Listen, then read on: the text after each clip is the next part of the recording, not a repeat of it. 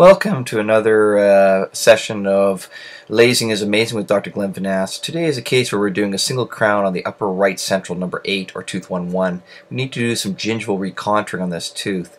You can see here in the video when you look that the left central is about 10.5 millimeters, but the right central is shorter. It's about a millimeter shorter at 9.5. So we'd like to take about a millimeter of tissue, ideally, with the diode. It's a large composite crown that's on this tooth, and as was necessary to do some erbium YAG crown lengthening on the lingual portion, but the diode was used in the buccal to remove a millimeter. You can see we're probing here, and that the probing depths are about 3 millimeters and sounding down to bone, so we have room to take some gingival tissue, and we'd like to even it out. You can see it here at high mag, the diode laser is used initially at 1.4 watts. We noticed when we look at high mag, there's a little bit of charring that happens right here. I stopped and lowered it down to 1.1 or 1.2 watts pulsed, and you can see it starts to drag. It's dragging and not really cutting very well.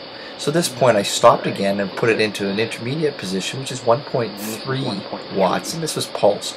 And I used that for the entirety of the procedure, which just took a minute or so to remove about a millimeter of tissue. All we're trying to do is make the two centrals even.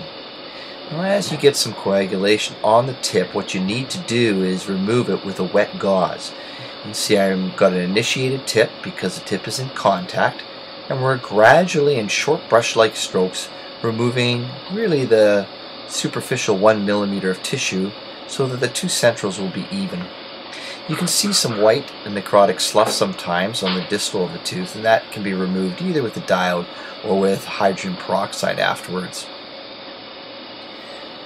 We're gently removing, and often what I'll do is switch between low and high mag, because what happens is you become so focused you lose track as to whether you've actually removed too much the same. So I'm moving back to low mag here and reevaluating the shape, the gingival zenith, to make sure that not only is it round and symmetrical compared to the adjacent tooth, but that we're happy with the overall appearance before we remove the large composite crown that's there.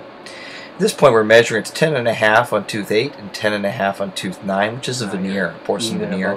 We're going to replace the composite crown that's on this tooth. Here's the immediate post-operative appearance, and you can see a nice result. When we remove the composite crown, you can see two large pins, and I had to make a decision. We're going to try and block this out with a white color. In the back you can see a post and core and very deep subgingivally. We blocked it out with a tinting color white to make it even, and you can see the lingual aspect. We use erbium to do some crown lengthening. Tooth is ready here for impressions. We use some Expasil pushed down to laterally distend the tissue, and there is the impression immediately thereafter. We made a provisional for the patient.